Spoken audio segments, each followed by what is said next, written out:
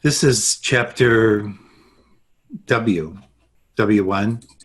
The book is arranged from A to Z, and the title is Witness Their Wonder. And let me just choose a paragraph.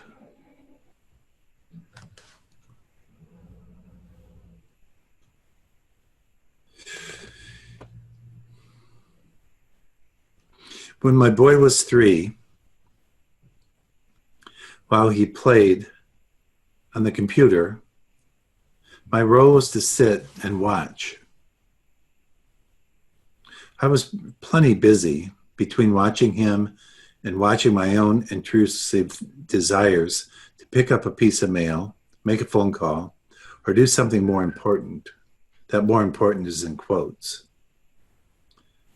He noticed and objected when my attention shifted. I would surrender and I would watch him with fascination. As soon as he became aware of my attention, when I was too focused on him, he would push me away. As his parent, there seems to be a prescribed distance I was allowed to maintain. So there's both witnessing and also wonder.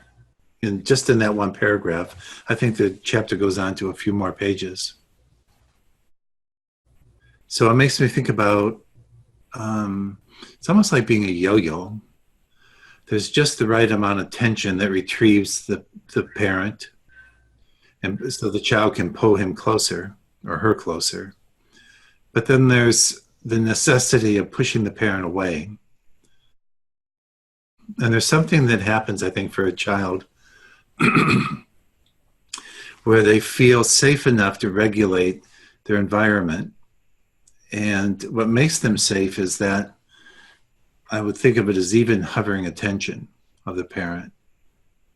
And that's when the parent is available to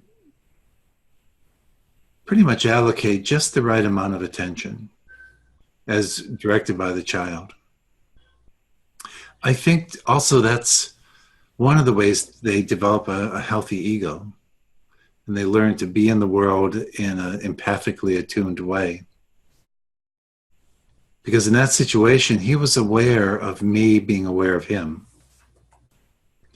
And then if it was too much, if it distracted him or felt too burdensome, or maybe it was too intense, or maybe he experienced it as me being intrusive, then he could simply, like a yo-yo, push me away a little bit. Get the space he needed, the psychological, emotional play space.